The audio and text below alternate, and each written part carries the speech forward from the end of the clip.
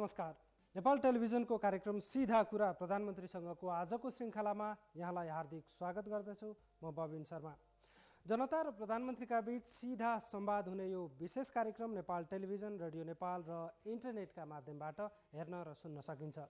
विभिन्न निजी सञ्चार माध्यमले पनि हाम्रो कार्यक्रमलाई प्रत्यक्ष प्रसारण गरिराखेका छन्। विगत केही साता यता हाम्रो कार्यक्रम नियमित हुन नसक्दाखेरि हाम्रा श्रोता र दर्शकमा पर्न गएको असुविधाप्रति हामी दुःखी छौँ। भोलिका दिनमा हाम्रो कार्यक्रमलाई अझै व्यवस्थित र नियमित गर्ने हामी प्रयास गर्नेछौँ। दर्शकवृन्द, नेपाली राजनीतिमा केही समय यता महत्त्वपूर्ण घटनाक्रमहरू भएका छन्। भारतीय राष्ट्रपतिज्यूको 18 वर्षपछि नेपालमा भ्रमण भएको छ। व्यवस्थापिका संसदमा अख्तियार दुरुपयोग अनुसन्धान आयोगका प्रमुख लोकमान सिंह कार्की विरुद्धको महाभियोगको प्रस्ताव विचाराधीन छ। नयाँ संविधानलाई संशोधन गरेर कार्यान्वयनको बाटो प्रशस्त गर्न भनेर राजनैतिक दलहरू र सरकार लागिरहेको छ। यी विषयमा अहिले धेरै चर्चा छ। भारतीय राष्ट्रपतिज्यूको नेपाल भ्रमण र नेपालले यो भ्रमणबाट के उपलब्धि हासिल गर्यो, नेपाली जनताले के पाए, संविधान संशोधनको विषय कहाँ पुग्यो र कहिले हुन्छ, लोकमान सिंह कार्की विरुद्धको महाभियोगको प्रस्ताव अब कसरी टुङ्गो लाग्छ। आजको कार्यक्रम मुख्यतः यसै विषयमा केन्द्रित हुनेछ। कार्यक्रमका निमित्त सम्माननीय प्रधानमन्त्री श्री पुष्पकमल दाहाल प्रचण्डज्यू हाम्रो स्टुडियोमा आइसक्नु भएको छ। प्रधानमन्त्रीज्यू, यहाँलाई छठ पर्वको शुभकामनासहित कार्यक्रममा स्वागत छ। धन्यवाद। म पनि नेपालको मधेसी समुदायको सबैभन्दा ठुलो चाड छठ पर्वको उपलक्ष्यमा सम्पूर्ण मधेसी दिदीबहिनी दाजुभाइ र नेपाली जनता आम रूपमा पनि सबैलाई छठ पर्वको उपलक्ष्यमा बधाई र शुभकामना व्यक्त गर्न चाहन्छु।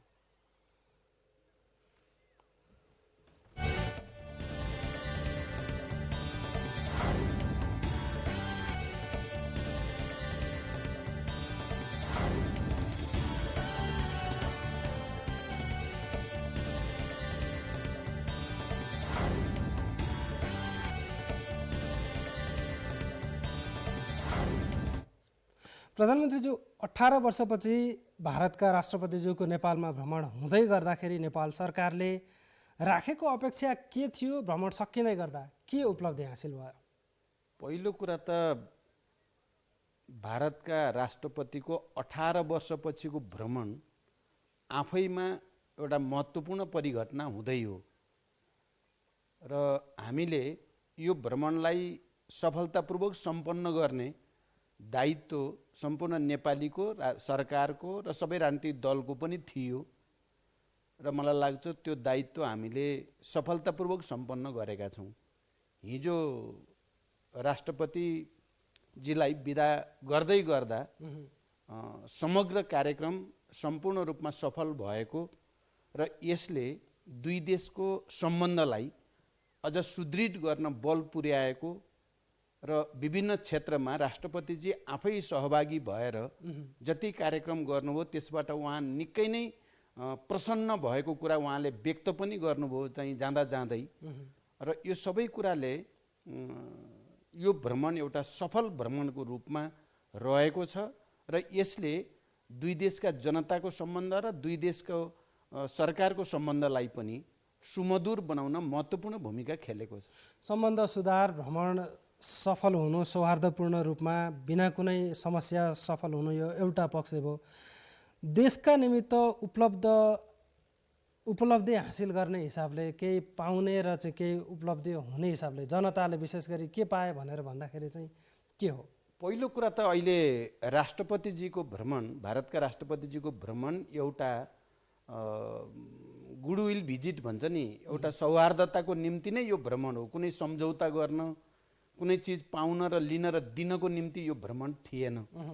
यो भ्रमण चाहिँ बिल्कुल एउटा चाहिँ सौहार्दताको निम्ति थियो र त्यस अर्थमा 18 वर्षपछि सफलतापूर्वक यो भ्रमण सम्पन्न हुनु आफैमा नेपालको निम्ति पनि भारतको निम्ति पनि एउटा सुखद कुरा हो र यसलाई तत्कालको नाफाघाटाको दृष्टिले हेर्नुभन्दा पनि दुईटा छिमेकीको सम्बन्ध सुदृढीकरणको दृष्टिकोणले हेर्यो भने यसले एउटा राम्रो विश्वासको आधार चाहिँ पक्कै पनि तयार पारेको छ अगाडि जानको निम्ति र नेपालको आर्थिक विकासको क्षेत्रमा हामी जे योजनाहरू छन् पहिलादेखि चाहिँ निर्धारित आयोजनाहरू त्यसलाई अगाडि बढाउनको निम्ति एउटा सकारात्मक वातावरण बनेको छ र साथसाथै यो खाली भारतीय राष्ट्रपतिजीको भ्रमण सफल भयो भन्ने मात्रै कुरा नभएर यसले एउटा सन्देश दिएको छ विश्वभरि पनि नेपाल सरकार नेपाल राज्य यस खालको उच्चस्तरीय भ्रमणलाई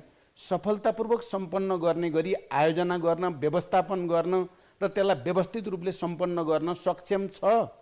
यस बीचमा नेपालको राजनीतिक सङ्क्रमणको कारणले कतिपय मानिसलाई नेपाल सरकारको क्षमता कति छ त यस्ता ठुल्ठुला चाहिँ भ्रमणहरूलाई व्यवस्थित गर्न सक्छ कि सक्दैन भन्ने प्रश्न अन्यत्र पनि उठेको थियो। चाहिँ तर अहिले हामीले जुन व्यवस्थित रूपले अनुशासित रूपले र सफलतापूर्वक यो भ्रमण सम्पन्न गर्यौं यसले विश्वभरिका ठुला ठुला राष्ट्रहरूलाई पनि एउटा सकारात्मक सन्देश गएको छ नेपाल सक्षम छ यस खालका आयोजना गर्न। तर मलाई त लाग्छ भारतीय राष्ट्रपतिजीको यो सफल भ्रमणले अब चिनिया राष्ट्रपतिको छिटै हुने भ्रमणको लागि पनि एउटा विश्वासको राम्रो आधार बनेको मैले महसुस गरेको छु। जस्तो कि यहाँले सफल छ भयो भन्दै गर्दाखेरि विगतमा पहिलोचोटि यहाँ प्रधानमन्त्री हुँदाखेरि यहाँले व्यक्त गर्नुभएको विषय थियो 1950 को सन्धि पुनरावलोकन आवश्यक छ भनेर। त्यसै गरी थुप्रै सीमा समस्याहरू पनि छन् दुई देशका बीचमा, सँगसँगै नेपालको बढ्दो व्यापार घाटा छ भारतसँग। यी केही महत्त्वपूर्ण विषयलाई सरकारले प्रशस्त तयारी गरेर यो भ्रमण गराएको यदि थियो भने उपलब्धि समेत हुन्थ्यो, यसमा सरकार चुक्यो भनिन्छ। त्यो कुरा गलत कुरा हो। यो जो प्रचार तपाईले भने जस्तो भएको छ त्यो बिल्कुल चाहिँ गलत छ। किनभने म कार्यकारी प्रमुखको हैसियतले सरकारको भारतमा जाँदा तपाईले भनेका सबै विषय उठेका छन्। व्यापार घाटाको विषय, सिमानाका समस्याका विषयदेखि लिएर पहिला निर्धारित आयोजनाहरू अगाडि बढाउने विषयसम्म, पुनर्निर्माणदेखि हुलाकी मार्गसम्म तमाम विषय उठेका छन् र त्यो विषयमा अब अगाडि बढ्ने भन्ने समझदारी पनि भएको छ। र अहिले भर्खरै पनि परराष्ट्र मन्त्री स्तरको जो समितिको बैठक भयो त्यसमा तमाम समस्याहरू तपाईले भनेका उठाइएको छ र त्यसलाई समाधान गर्ने गरी अगाडि बढ्ने एउटा प्रतिबद्धता पनि दुवै देशबाट व्यक्त भइरहेको छ। अहिले राष्ट्रपतिजी आउँदा यस्तो कुनै समझदारी गर्ने उद्देश्य नै थिएन। यो त राष्ट्रपतिजीको एउटा चाहिँ त्यसको निम्ति राम्रो विश्वासको वातावरण बनाउनको निम्ति भ्रमण थियो। यहाँ त्यो एजेन्डै थिएन। अनि तपाईँ कसरी भन्न सक्नुहुन्छ? त्यसमाथि तपाईले भन्नु 1950 को सन्धि लगायतका विषयमा अहिले जुन इमिनेन्ट पर्सन ग्रुप भनेर बनेको छ हैन, त्यो चाहिँ त्यो विषय त्यसमा प्रवेश गरि नै सकेको छ। र त्यो त सरकारको इच्छा अनुसार दुवै देशका सरकारको र राज्यको चाहना अनुसार त्यसको समग्र रिभ्यू हुँदैछ इतिहासदेखिकै भने अब त्यहाँ रिभ्यू हुँदैछ। यतापट्टि फेरि त्यसलाई अनावश्यक विवादतिर लैजान जरुरी छैन। त्यो रिभ्यूको प्रक्रियालाई हामी सबैले सहयोग गर्नुपर्दछ जसमा 1950 को सन्धि पनि आउँछ। जस्तो कि द्विपक्षीय वार्ता पनि भयो यहाँको पनि राष्ट्रपतिज्यूसँग। केही महत्त्वपूर्ण नेपाल राज्यको हितमा हुने र यहाँले भन्न मिल्ने केही विषयहरू भए? पहिलाकोमा भन्नुभयो कि अहिले? अहिले यहाँ उहाँको नेपाल भ्रमणको सन्दर्भमा। राष्ट्रपतिजीको भ्रमणको सन्दर्भमा पक्कै पनि हामीले अब नेपालको अहिलेको वस्तुस्थितिको बारेमा सबै राजनीतिक दलहरूका नेताहरूले पनि उहाँसँग आफ्नो कुरा राख्ने मौका मिल्यो र नेपाल भारत सम्बन्धसँग सम्बन्धित विषय पनि नेपालमा संविधान घोषणा भएको र त्यसको कार्यान्वयन गर्ने प्रक्रियामा चाहिँ भारतको सद्भावको विषयमा पनि सबै कुराहरू भएका छन् र तिनमा उहाँको चाहिँ बिल्कुल सकारात्मक र उत्साहवर्धक चाहिँ जवाफ नै उहाँको आएको छ। यहाँले बडो जोड दिनुभएको भारतको चाहिँ गोवामा यहाँले उठाउनु भएको विषय अहिले भारत, चीन र नेपालका बीच त्रिदेशीय साझेदारीको प्रसङ्ग पनि एउटा महत्त्वपूर्ण विषय थियो। ती विषयमा कुनै भारतले सकारात्मक सङ्केत देखायो? अब यो विषयमा त्रिदेशीय साझेदारीको मैले धेरै वर्ष पहिलेदेखि राखेको प्रस्ताव र अहिले गोवाको चाहिँ समिटको बेलामा प्रसङ्गवश मैले दुवै छिमेकीका कार्यकारी प्रमुखसँग कुरा गर्दा पनि त्रिदेशीय साझेदारीको आवश्यकताबारे कुरा गरेको थिएँ र यसमा भारतले नकारात्मक टिप्पणी गरेको चाहिँ छैन। अस्ति गोवामा पनि चाहिँ जो बाहिर आयो नि, भारतमा निकै ठुलो प्रचार भयो त्रिदेशीय साझेदारीको रणनीतिमा सहमति भयो भन्ने प्रचार गरियो। त्यो सहमति गर्नको निम्ति त्यो हाम्रो बैठक पनि थिएन, त्यो भेटघाट चाहिँ जो भएको थियो प्रसङ्गवश, त्यसमा मैले कुरा उठाउँदा भारतीय प्रधानमन्त्रीजीको पनि चिनिया राष्ट्रपतिजीको पनि सकारात्मक टिप्पणी थियो। तर उहाँहरूले लगत्तै यसलाई जति बेला म यो भन्न दिनुहोस्, म जति बेला म चीन भ्रमणमा रहेको बेलामा त्रिदेशीय साझेदारीको प्रस्ताव मैले अगाडि सारेको थिएँ, त्यति बेला चाहिँ म भारत भ्रमणमा जाने तयारी पनि थियो मेरो। हजुर। अनि भारतबाट आधिकारिक रूपमा नै विदेश मन्त्रालयको तर्फबाट यो प्रस्ताव सकारात्मक र राम्रो छ, तर यसलाई कार्यान्वयन गर्ने अझ तयारी र अवस्था आइपुगेको छैन भन्ने टिप्पणी भारतको, त्यस्तो टिप्पणी यसको नकारात्मक यो गलत हो भन्ने भारतको मैले कहिले पनि सुनेको छैन। यो राम्रो विचार हो, तर यसलाई कार्यान्वयन गर्नको लागि अझै समय आइपुगेको छैन। तर चीनका तर्फबाट यसलाई स्वागत गर्दै हामी चाहिँ तयार छौँ कार्यान्वयन गर्न भनेर स्टेटमेन्ट आउनु, तर सहमति भएको छैन है भनेर भारतले प्रतिक्रिया दिँदाखेरि चाहिँ त्यसमा वेभलेन्थ अलि नमिलेको त देखियो। अब त्यो कुरा त चीनले त्यति बेलै पनि यसलाई हामी समर्थन गर्छौँ भनेकै हो। भारतले विचार ठिक छ, समय आउनुपर्छ यसको चाहिँ कार्यान्वयनको निम्ति पनि त्यति बेलै भनेको हो। अस्ति गोवाको सन्दर्भमा, किनभने चीनमा त मलाई लाग्छ मिडियामा कति प्रचार भयो त्यो मलाई थाहा भएन त्यति बेला, भारतमा त म गोवामै भएको बेलामा यति धेरै प्रचार भयो कि त्यो बैठकको, त्यो सन्दर्भमा सायद सहमति भइसक्यो भन्ने प्रचार गएको हुनाले सहमति भइ त सकेका छैन भनेको सन्दर्भ हो।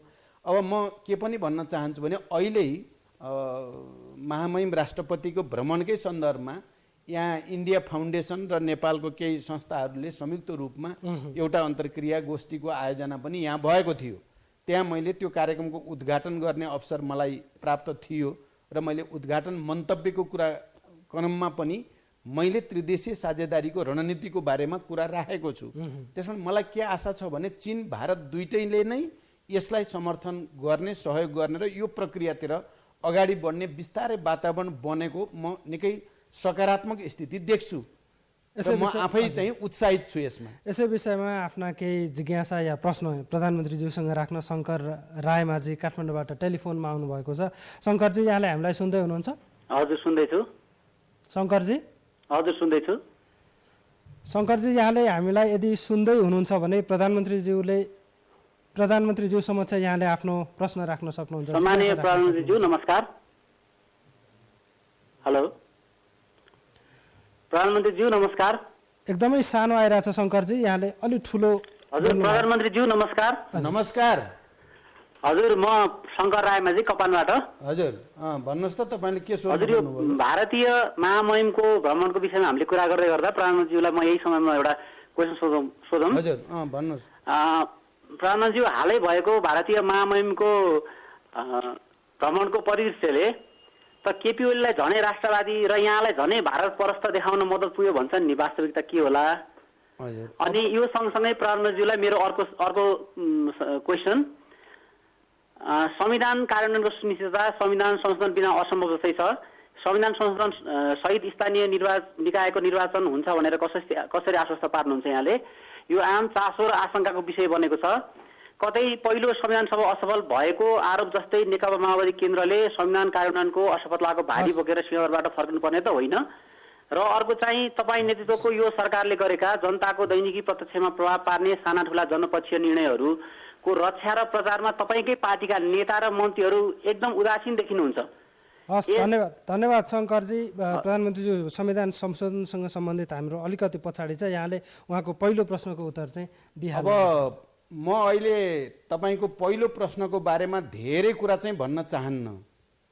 हाम्रो छिमेकी मित्र राष्ट्र भारतका महामहिम राष्ट्रपति चाहिँ नेपाल आउने कार्यक्रम धेरै पहिलेदेखि नै तय भएको हो र हाम्रो नेपालका राष्ट्रपति सम्माननीय विद्यादेवी भण्डारीजीको निम्तोमा नै चाहिँ भारतका राष्ट्रपति नेपाल आउनु भएको हो र नेपाल राष्ट्रले र राष्ट्रपतिले निम्तो गरेर आएको चाहिँ हाम्रो अतिथिलाई सम्मान गर्नु, हामी नेपालीको संस्कृति र परम्परा पनि छ, अतिथि देवो भव भनिन्छ, त्यसलाई सफल बनाउन चाहिँ मेहनत गर्नु चाहिँ राष्ट्रवादी नहुनु, त्यसको बारेमा अनावश्यक गैर जिम्मेवार र असाध्य हल्का र क्षुद्र टिप्पणीहरू गर्नु राष्ट्रवाद हो भने मेरो भन्नु केही छैन।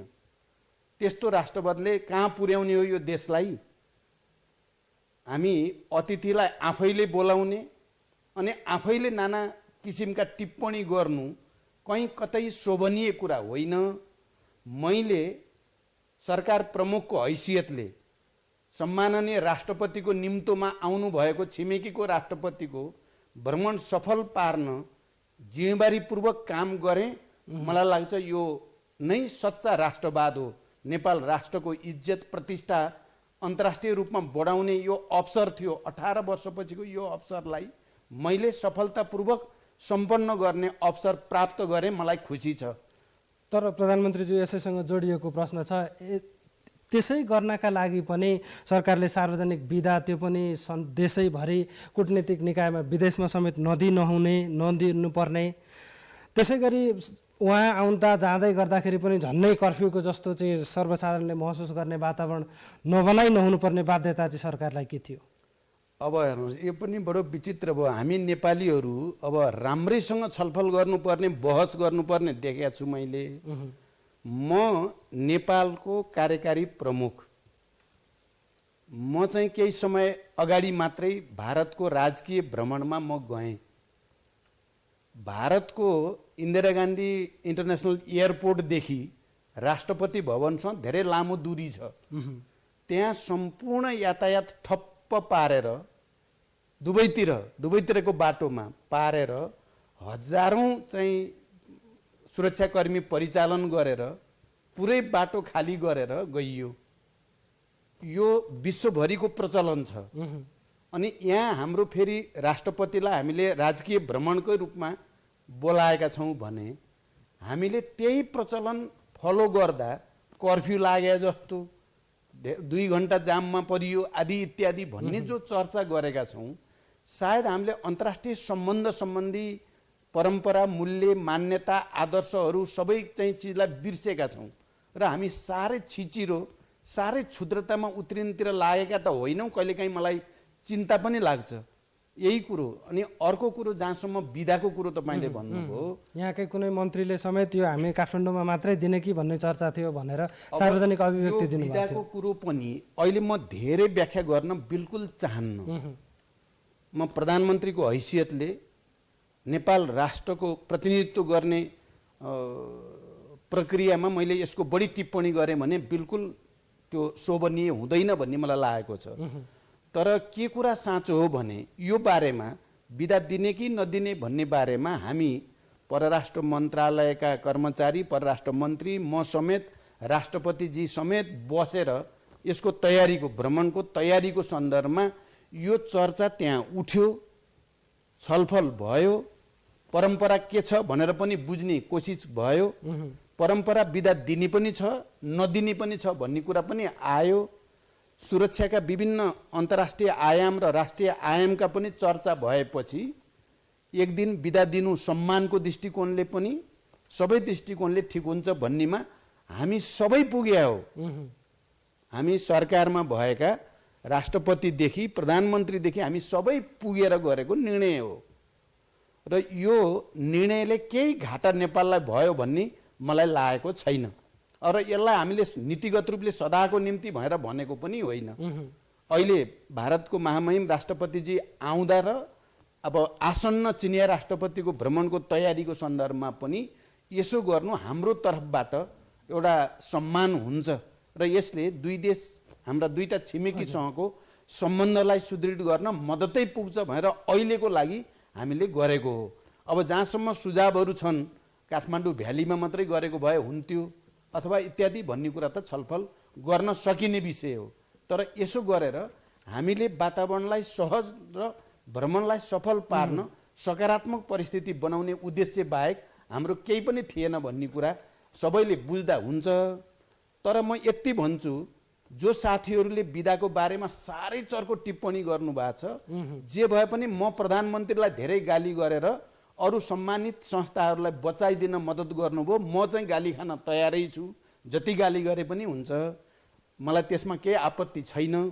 तर म मात्रै जिम्मेवार हो भन्ने कुरा सत्य चाहिँ होइन। तर प्रधानमन्त्री सिस्टम र नेपालको यो चाहिँ जुन व्यवस्था छ यसको निर्णय गर्ने दोष या चाहिँ त्यसको फाइदाको भागीदार त म तयार छु, मैले अघि नै भनि नै सकेँ, म जति पनि गाली खान तयारै छु। अलिकति छलफललाई अगाडि बढ्नु प्रधानमन्त्रीज्यू, नेपालका राष्ट्रपति भारत चाहिँ कहिले जाने? विगतमा पनि एकचोटि स्थगित भइसकेको भ्रमण हो यो। हजुर, अब अहिले भारतीय राष्ट्रपति यहाँ भ्रमणमा रहँदाखेरि उहाँले चाहिँ निम्तो दिनुभएको छ।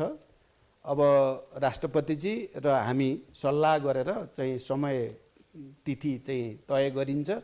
मलाई लाग्छ धेरै लामो समय जाँदैन, छिटै नै राष्ट्रपतिजीको भ्रमण हुन्छ भन्ने मलाई लागेको छ। चीनका राष्ट्रपति आउँदै गर्दाखेरिको बिदाको प्रसङ्ग त यहाँले ल्याइहाल्नुभयो, तर विषय चाहिँ अलिकति छायामा परेको छ, कहिले आउनुहुन्छ निश्चित छैन अझै।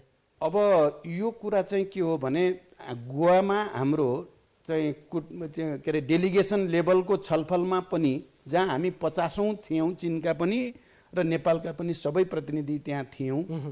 राष्ट्रपतिजीले म आउँछु भनेर बडो सिधा शब्दमा भन्नुभएको छ। मेरो अलग भएको उहाँसँगको कुराकानीमा पनि उहाँले थोरै तयारी गरेर आउने कुरा भन्नुभएको छ। त्यसकारण उहाँ आउने कुरामा चाहिँ म विश्वस्त छु। अब समय चाहिँ थोरै तयारी गरेर चाहिँ तय हुन्छ भन्ने मलाई विश्वास छ। गोवा भ्रमणकै सन्दर्भमा यहाँको भेट अनौपचारिक हिसाबले भुटानका प्रधानमन्त्री छिरिङ तोब्गेसँग समेत भएको थियो।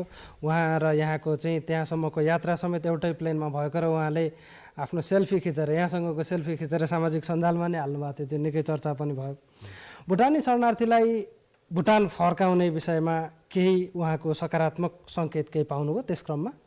अब तपाईँले भने जस्तै हामी दिल्लीबाट गोवा, गोवाबाट दिल्ली एउटै प्लेनमा र सँगै सिटमा बसेर चाहिँ जाने वातावरण बन्यो र भुटान नेपाल सम्बन्धको बारेमा र भुटानको शरणार्थीको बारेमा पनि प्रशस्त कुराकानी खुलेर उहाँसँग हुने वातावरण बन्यो र अनि हामीले औपचारिक ढङ्गले पनि फेरि हाम्रो डेलिगेसन र उहाँहरूको डेलिगेसन बसेर पनि कुरा गऱ्यौँ र अन्य कुराका अतिरिक्त खास गरी यो इनर्जी सेक्टरमा के गर्न सकिन्छ, कनेक्टिभिटीको बारेमा के गर्न सकिन्छ, यी सबै विषयमा र अरू विकासमा साझेदारी गर्न सकिने क्षेत्र के छन् भन्ने विषयमा कुरा हुनुको साथै अरू कुरा त राम्रै भयो। अनि मैले यो शरणार्थी समस्याको बारेमा पनि गम्भीर ढङ्गले प्रधानमन्त्रीजीको ध्यानाकर्षण गराएँ। र के भनियो भने अब धेरैजसो शरणार्थीको त अहिले तेस्रो देशमा सेटलमेन्ट भयो, अब केही चाहिँ बाँकी हुनुहुन्छ। भुटानले यति बेला यो सकारात्मक माहौल बनिरहेको बेलामा भुटान फर्किन चाहने बाँकी रहेका नेपालीलाई भुटान लैजाने वातावरण बनाइदिनु पर्यो। त्यसले दुई देशको सम्बन्ध जो सुमधुर हुँदै गएको छ त्यसलाई सुदृढ गर्न पनि मद्दत पुग्छ र यो फेरि भुटानको एउटा चाहिँ मोरल रेस्पोन्सिबिलिटी पनि हो। बाँकी रहेका 10-12 हजार कति बाँकी छन्, ती बाँकी रहेका मध्ये जो जान चाहन्छन् उनीहरूलाई चाहिँ भुटान लैजाने वातावरण बनाऊँ। जो अझै पनि तेस्रो देशमा जाने सम्भावना छ भने र जान चाहन्छन् भने त्यो अप्सन पनि खुला छ भन्ने कुरा हामीले राख्यौँ। उहाँले नेपालले भनेको कुरालाई मैले गम्भीरतापूर्वक लिन्छु र यो विषयमा के हुन सक्छ भन्ने बारेमा विचार गर्छु चाहिँ भन्नुभयो, तर उहाँले सिधै सकारात्मक जवाफ चाहिँ दिनु भएन। हजुर, अहिले हामीसँग टेलिफोनमा एकजना श्रोता आउनु भएको छ, डिलाराम खरेल बाँकेबाट। डिलारामजी, यहाँले हामीलाई सुन्दै हुनुहुन्छ भने प्रधानमन्त्रीज्यूसँग छोटोमा आफ्नो जिज्ञासा राख्न सक्नुहुन्छ। हजुर, यहाँले जिज्ञासा राख्न सक्नुहुन्छ, प्रधानमन्त्रीज्यू सुनिरहनु भएको छ। हेलो हेलो, माननीय प्रधानमन्त्रीज्यू नमस्कार। नमस्कार, म नेपाल अनुसार बोल्दैछु। मैले एउटा छोटो कुरा के सोध्न खोजेँ भने हाल हाम्रो देशमा चाहिँ जुन बेरोजगारको कारण लागु औषधको दुर्व्यसनीमा फँसेका युवा युवतीहरूलाई रोजगार महसुस हुने गरी कुनै कानुनी उपचार सहितको व्यवस्था सरकारले पहल गर्न सके त्यस्ता युवा युवतीहरूको जीवन सुधार एवं पारिवारिक शान्ति कायम हुने थियो। यसमा वर्तमान सरकारको के सोच रहेको छ होला? धन्यवाद। अब यो निकै नै संवेदनशील प्रश्न पक्कै पनि छ। नेपालमा युवाहरूलाई रोजगारीको वातावरण नहुँदा यस्ता खालका विभिन्न खालका समस्याहरू र विकृतिहरू देखिने गरेको कुरा साँचो हो। अहिले सरकारले युवाहरूको स्वरोजगार र अनि बेरोजगार युवाहरूलाई के गरी काममा लगाउने भन्ने बारेमा एउटा नयाँ योजना सोच्दैछ र मलाई लाग्छ अहिले हामीले चाहिँ यो बजेट कार्यान्वयनको सन्दर्भमा युवाहरूको निम्ति एउटा विशेष कार्यक्रम रोजगारमूलक कार्यक्रम लिएर आउँदैछौँ। प्रधानमन्त्रीज्यू, हामीले कार्यक्रमलाई अलिकति गति दिनुपर्ने भएको छ, हामीसँग प्रशस्त विषयहरू बाँकी छन्।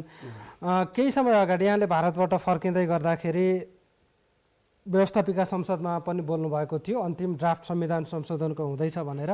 राजनैतिक दलका बिचमा, विशेष गरी सत्तारूढ दलका बिचमा सहमति नै भइसक्यो, अब ड्राफ्ट तयार भयो भन्नुभयो। फेरि केही दिन यता प्रमुख प्रतिपक्षी दलका नेतासँग यहाँको बाक्लै छलफल भइराखेको छ। कहिले सरकारले दर्ता गर्छ यो संशोधनको प्रस्ताव? अब संविधान संशोधनको तयारी त म सरकारको नेतृत्व लिएदेखि नै भइराखेको छ। तयारी भोलिपल्टैदेखि भएको छ। त्यो वातावरण सकारात्मक बनाउने चाहिँ तपाईँको राहत, घाइतेको उपचार अथवा चाहिँ छानबिन आयोग यावत कुरा गर्दै हामीले संविधान संशोधनको तयारी पहिलो दिनदेखि नै गरेको कुरा मलाई लाग्छ सबैलाई थाहा भएकै कुरा हो। र मेरो चाहना थियो कि सकेसम्म छिटो दर्ता गरौँ संशोधन प्रस्ताव भन्ने थियो। त्यसकारण मैले आफूलाई छिटो गरौँ भन्ने चाहनाको कारणले यो समस्या छिटो समाधान गरेर देशमा एउटा आन्तरिक राष्ट्रिय एकता पनि सुदृढ गर्ने, संविधानको स्वीकार्यता पनि फराकिलो बनाउने र निर्वाचनतिर देशलाई लैजाने मेरो चाहिँ अलि बढी चाहिँ तपाईँको त्यसमा चाहिँ हुटुटी भन्नुहोस् न, त्यो कारणले दशैं अगाडि नै गर्न पाए हुन्थ्यो भन्ने हुने हैन, भारत जानुभन्दा अगाडि नै गर्न पाए हुन्थ्यो भन्ने पनि हुने। र मैले त्यो कुरा भन्नुको पछाडि मेरो अरू केही होइन, यो चाहिँ मलाई लाग्छ नेपाली जनताले राम्रोसँग बुझेको कुरा छ कि म त्यो चाहन्छु र त्यसमा तीव्रता दिन चाहन्छु। मेरो त्यो चाहिँ मनसाय बाहेक अरू केही पनि थिएन त्यसमा। र अहिले फेरि त्यो तयारी अब मधेसी मोर्चा, सङ्घीय गठबन्धन हैन, थारू चाहिँ कम्युनिटीका चाहिँ प्रतिनिधिहरूसँग पनि आन्तरिक तयारी त गर्नु नै थियो। अनि सँगै सत्तापक्षका दलहरू र प्रतिपक्षसँग पनि तयारी नगरिकन चाहिँ दर्ता मात्रै गरिदिएर झन् त्यो दर्ताले चाहिँ समस्या समाधान गर्ने भन्दा नि विवाद ल्यायो भने त राम्रो कुरा भएन। त्यसै कारण मात्रै अलिकति ढिला हुन गएको हो। आज यहाँ आउँदा म के भन्न सक्छु बडो चाहिँ ढुक्कसँग भने सत्ता पक्षमा भएका दलहरूको म्यान्डेट मैले लिएको छु। अब चाहिँ यति हदसम्म गरेर संशोधन प्रस्ताव दर्ता गरे हुन्छ। अनि मधेसी मोर्चा र सङ्घीय गठबन्धनका साथीहरूसँग पनि सरकारले दर्ता गरोस् भनेर त्यो म्यान्डेट समर्थन सबै हुन्छ हुँदैन त्यो दर्ता पछि त्यसबारे सबैले आफ्नो आफ्नो धारणा राख्ने, संशोधन राख्ने अधिकार त सबैलाई छँदैछ। तर प्रधानमन्त्रीले प्रस्ताव दर्ता गराउन पहल गर्नुहोस् भन्ने म्यान्डेट उहाँहरूको पनि मैले प्राप्त गरेको छु। र हिजो मात्रै प्रतिपक्षका नेतासँग केपी ओलीजीसँग पनि कुरा गरेर सरकारले दर्ता गरोस्, यसमा चाहिँ हाम्रो सहमति नै हुन्छ दर्तामा भन्ने कुरा भएको हुनाले अब म चाहिँ ड्राफ्टलाई अन्तिम रूप दिएर दर्ताको प्रक्रियामा छु। केही दिनभित्रै दर्ता हुन्छ। यी विषयवस्तुका हिसाबले समेत एउटा समझदारी बनेर आएकाले संसदबाट पारित हुने सम्भावना पनि छ कि सरकारले दर्ता मात्रै यो प्रक्रिया मात्रै पुरा गर्ने हो? मैले अहिले जुन भने नि सबैले चाहिँ म्यान्डेट चाहिँ त्यो दिएको झगडा गर्नलाई म्यान्डेट दिएको मैले बुझेको छैन, कसैले बुझ्दैन पनि। सबैका आफ्ना रिजर्भेसन होलान्, केही कन्डिसनहरू पनि होलान्, तर मलाई लाग्छ अन्ततः यो पारित हुन्छ। 2/3बाट नै यो पारित हुन्छ। पारित हुने गरी नै मैले दर्ता गर्ने प्रक्रियातिर जाँदैछु। छठभन्दा नै धेरै ढिला गयो भने आन्दोलनमा जान्छौँ भनेर मधेस केन्द्रीय दलहरूले त यो अभिव्यक्ति पनि दिइराखेका छन्। अब मधेस केन्द्रीय दलका नेता साथीहरूसँग पनि मेरो लगातार कुरा भइराखेकै छ। त्यस्तो स्थिति आउँदैन, दर्ता हुन्छ, उहाँहरूले पनि समर्थन गर्नुहुन्छ। अर्को बडो तातो विषय नेपाली राजनीतिको संसदमा अहिले विचाराधीन छ अख्तियार प्रमुख लोकमान सिंह कार्की विरुद्धको महाभियोग प्रस्ताव। यो कसरी टुङ्गिन्छ, कसरी टुङ्ग्याउने सोचमा हुनुहुन्छ यहाँ? अब यो कसरी टुङ्गिन्छ भन्ने कुरा संविधान र नियमावलीले राम्रोसँग निर्देशित गरेको छ। जसरी संविधान र ऐन कानुन नियममा व्यवस्था छ त्यही अनुसार यो टुङ्गिन्छ। त्यो त प्रक्रियाको कुरा भयो, तर यो त राजनीतिक विषय पनि हो। अब यसमा मेरो चाहिँ हरेक यस्ता राष्ट्रिय र चाहिँ अलि संवेदनशील मुद्दाहरूको हकमा मैले जहिले पनि प्रमुख दलहरूको बिचमा समझदारी बनाउनेतिर नै मेरो जोड छ। अहिले पनि यो मुद्दामा पनि राष्ट्रिय सहमति बनोस्। नेपाली कांग्रेस जो हामी सत्तामा छौँ, नेपाली कांग्रेसको पनि समझदारी बनोस् र चाहिँ सबैले मिलेर यस्ता मुद्दाहरूको पनि निरूपण गरौँ भनेर म लागिराखेको छु। त्यसकारण संविधान र ऐन कानुन र नियमावलीको व्यवस्था अनुसार राष्ट्रिय राजनीतिक दलहरूको बिचमा, राजनीतिक शक्तिहरूको बिचमा समझदारी सहित यो टुङ्गिनुपर्छ। जसरी मैले संविधान संशोधनमा सत्तापक्ष, प्रतिपक्ष, मधेसी गठबन्धन सबैलाई मिलाउनेतिर मेरो चाहिँ मेहनत छ र मैले अहिले जे भने त्यो आधार तपाईँले हेर्नुभयो भने हामी राष्ट्रिय सहमति बनाउनेतिर अगाडि बढिराखेका छौँ। यो हामी सबै नेपालीको निम्ति धेरै खुसीको कुरा हो। त्यसै गरिकन यो मुद्दा पनि प्रमुख दलहरूको बिचमा, राजनीतिक शक्तिहरूको बिचमा समझदारीबाट निरूपण होस् भनेर म लागिराखेको छु। भनेको यहाँले अगाडि भन्नुभयो जस्तै 2/3 पारित संविधान संशोधन हुन्छ भने जस्तै यो पनि 2/3 महाभियोग लाग्छ भनेर बुझ्नु पर्यो।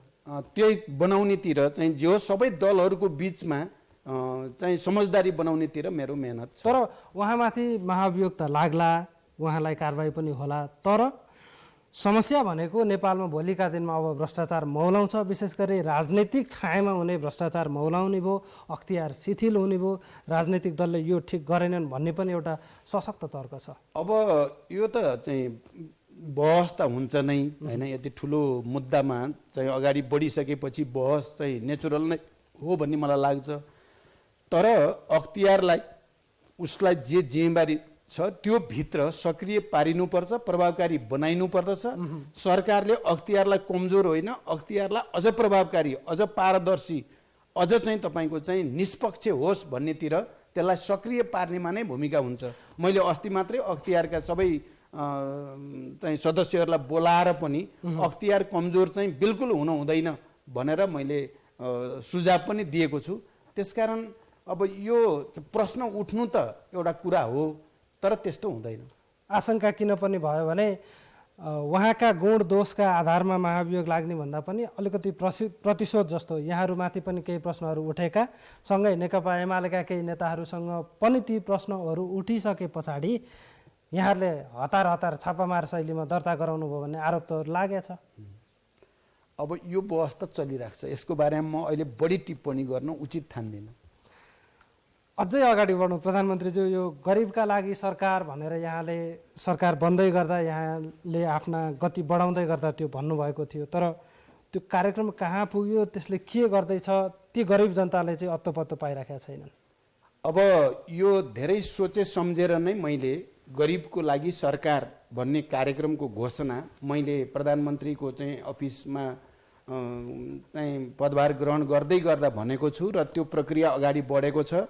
र मैले त्यसै गरिकन संसदमा सम्बोधन गर्दा जनता पेन्सनको कुरा पनि मैले गरेको छु, युवाहरूलाई रोजगारसँग सम्बन्धित विशेष कार्यक्रमको पनि लगायत मैले धेरै कुरा गरेको छु। र लगातार मैले मन्त्रालयहरूलाई पनि सचिवजीहरूलाई पनि यो काम चाहिँ सबै अगाडि बढ्नु पर्यो, जे घोषणा गरिएको छ भनेर निरन्तर अनुगमन भइरहेको छ। मलाई लाग्छ यो विषयमा अहिले हाम्रो मुख्य सचिवकै भूमिकामा हुनुहुन्छ टङ्कमणिजी यहाँ हुनुहुन्छ, सायद उहाँले कहाँ पुगेको छ भन्ने कुराको प्राविधिक ढङ्गले र चाहिँ उसमा उहाँले बढी राम्रोसँग बताउन सक्नुहुन्छ। हजुर, उहाँसँगको ठ्याक्कै प्रसङ्ग आइ नै सकेको छ। प्रधानमन्त्री कार्यालयका सचिव तथा अहिले निमित्त मुख्य सचिवको भूमिकामा रहनुभएका टङ्कमणि शर्माज्यू, यहाँलाई हाम्रो कार्यक्रममा स्वागत छ। नमस्कार। प्रधानमन्त्रीज्यूले यहाँलाई जोडिसक्नुभयो। सरकारले प्रधानमन्त्रीका तर्फबाट पटक पटक निर्देशन भइसकेको छ, तैपनि परिणाम आइराखेको छैन। यो एउटा विषय मात्रै होइन, ट्राफिक व्यवस्थापनको कुरा होस्, काठमाडौँ र आसपासका बाटोको चाहिँ सवारी चापलाई घटाउने, ट्राफिक जाम हटाउने, खाल्डाखुल्टी टाल्ने कुराहरू हुन्, ती परिणाम चाहिँ आइराखेका छैनन्, खालि निर्देशन मात्रै हो कि भन्ने आशंका छ। किन कर्मचारी तन्त्र काम गर्दैन? अब यसलाई मैले यसरी लिन्छु, सर्वप्रथम त आजको यस कार्यक्रममा मैले पनि केही कुरा राख्ने जुन मौका प्राप्त भयो त्यसको लागि हार्दिक धन्यवाद दिन चाहन्छु। सामान्य प्रधानमन्त्रीज्यूलाई पनि हार्दिक आभार व्यक्त गर्न चाहन्छु।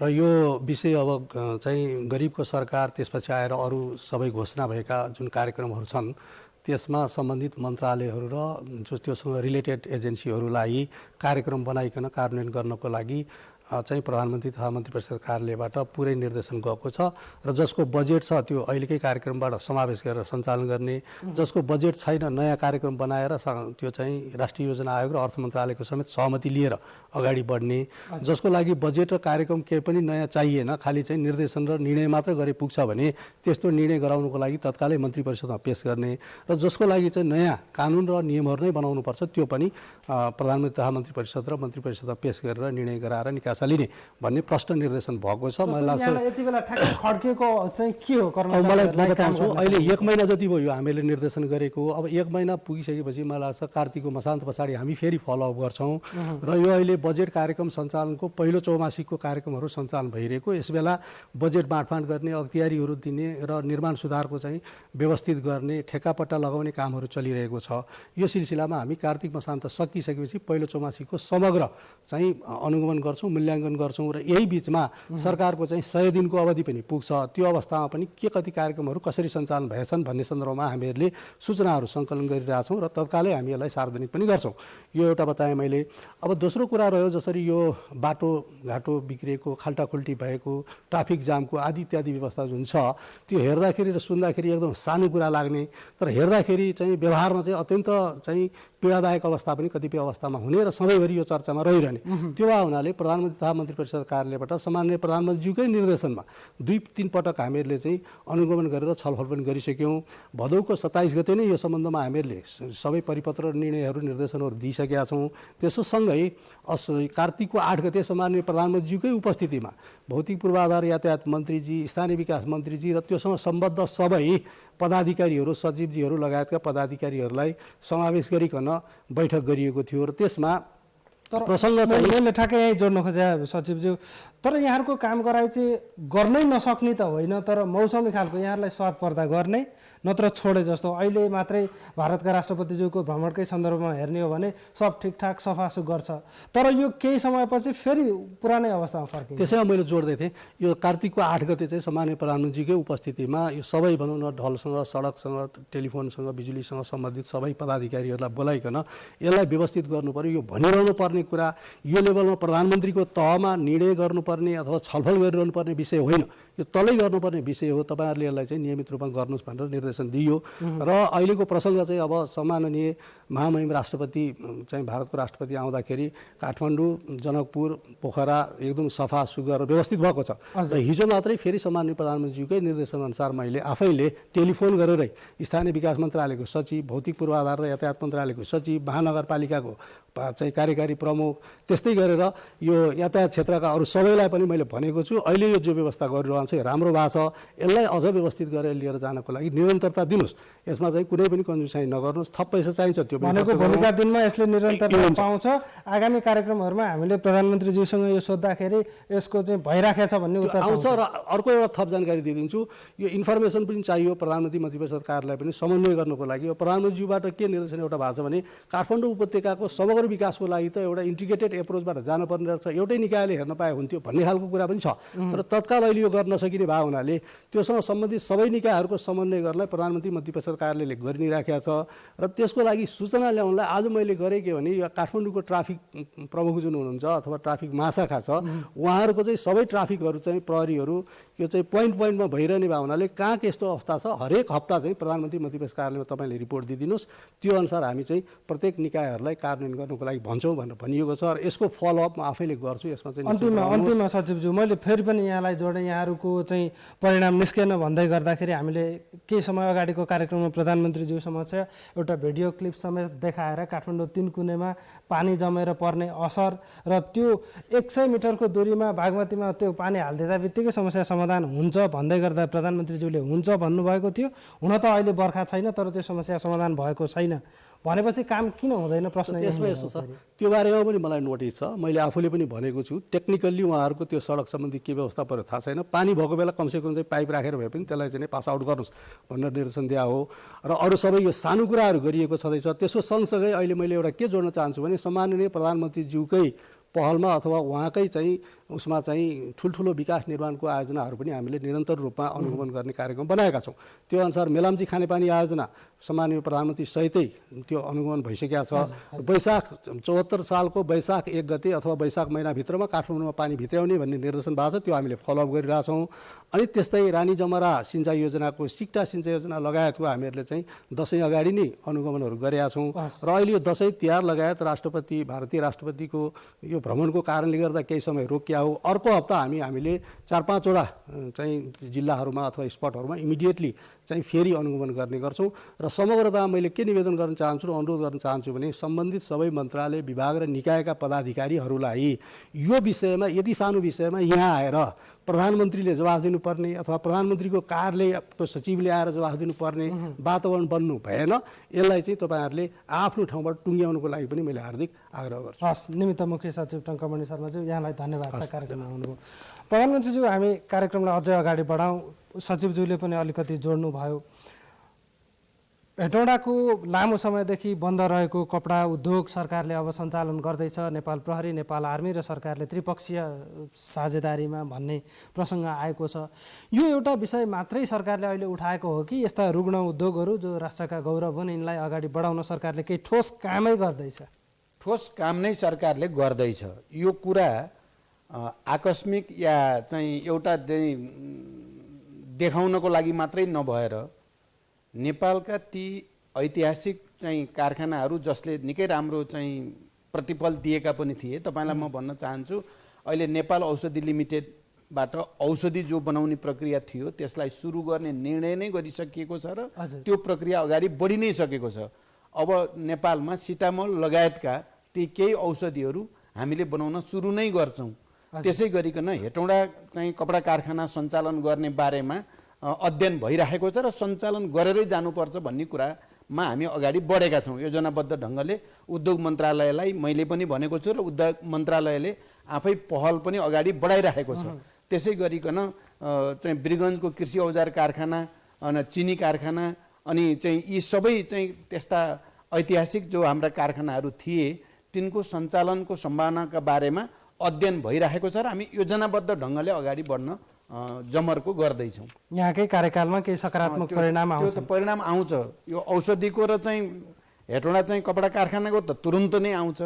अरूको पनि हामीले इनिसिएटिभ लिएका छौँ, परिणाम देखिँदै जान्छ भन्ने विश्वास। कार्यक्रमको निकै अन्तिममा आइसकेका छौँ। केही इमेलमा आएका प्रश्न हामीले यहाँलाई जो विगतमा राख्ने गरेका छौँ त्यसैको सन्दर्भ जोड्न चाहन्छु। धर्मराज तिमसिनाले बाजुराबाट सोध्नु भएको छ।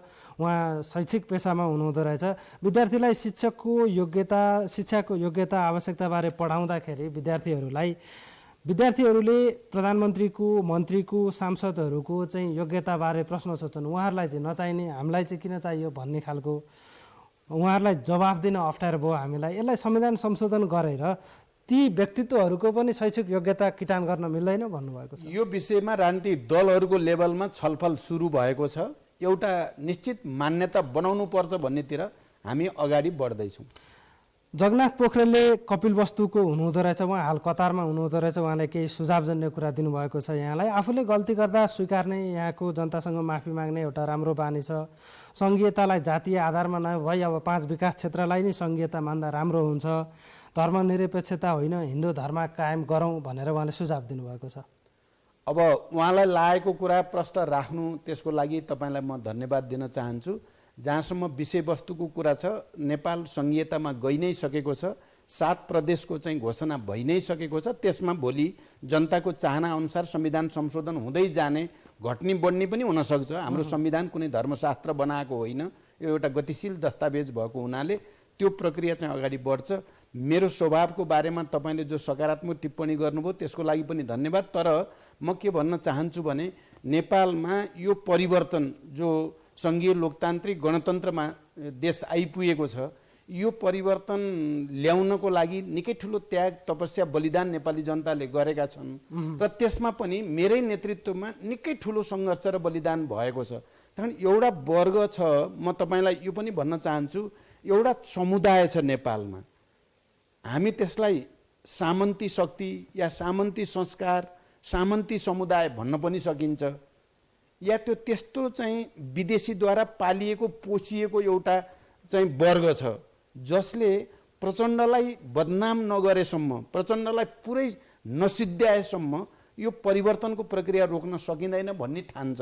र उनीहरू हेर्नुभयो भने आफैले गरेको काम पनि प्रचण्डलाई चाहिँ टाउकोमा हालिदिने र बदनाम गर्ने एउटा अभियानै चलाएको छ। तर म चाहिँ यस्ता लाखौँ अप्ठ्यारासँग जुधेर आएको हुनाले म चाहिँ आफ्नो उद्देश्यमा राष्ट्रप्रति, जनताप्रति जिम्मेवारीको साथ यो राष्ट्रलाई एकताबद्ध राख्नको निम्ति, हाम्रो जनताको परिवर्तनको चाहनालाई सम्बोधन गर्नको निम्ति, नेपालका सबै उत्पीडित मधेसी जनजाति, दलित, महिला, मजदुर, किसान सबैको हितको निम्ति म अन्तिम समयसम्म लडिराख्ने विश्वास पनि म तपाईँलाई दिलाउन चाहन्छु। राजु लामा काभ्रे ठुलो पर्सेलको हुनुहुँदो रहेछ, उहाँ हाल दुबईमा हुनुहुन्छ। उहाँले भूकम्पसँग सम्बन्धित प्रश्न गर्नुभएको छ। भूकम्प पीडित पनि हुँ, मेरो नाममा कार्ड बनेको थियो, सुरुमा 15,000 सरकारले दिएको सहयोग मैले पाएँ पनि, तर कामको खोजीमा म अहिले विदेशमा छु।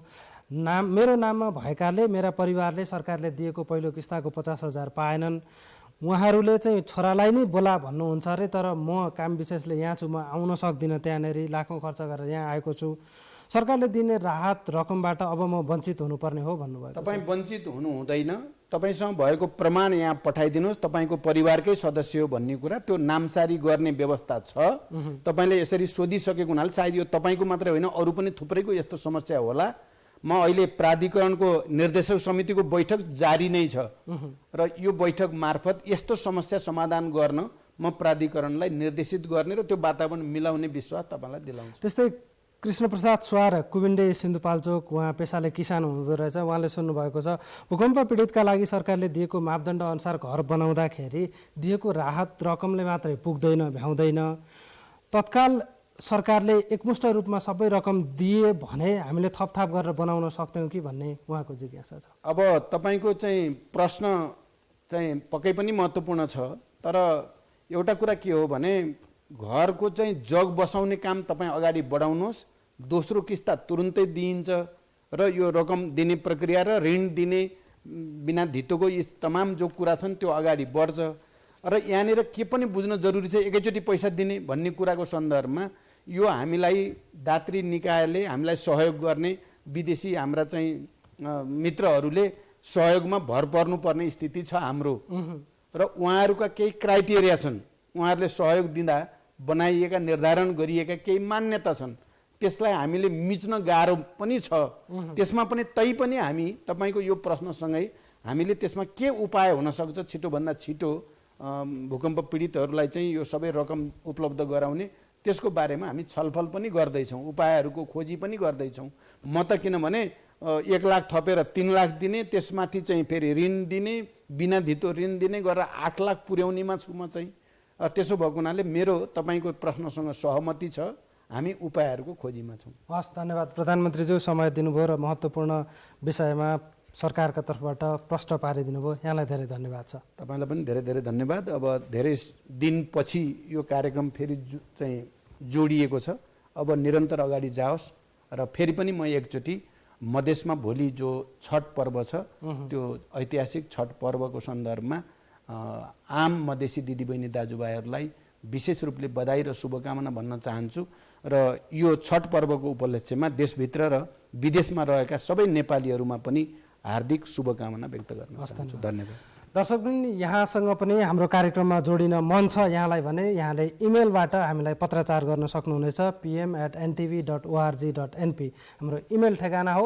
अर्को कार्यक्रममा हामी फेरि भेट्नेछौँ। सम्पूर्ण साथीहरूका साथ बबिन शर्मा बिदा हुन्छु। नमस्कार।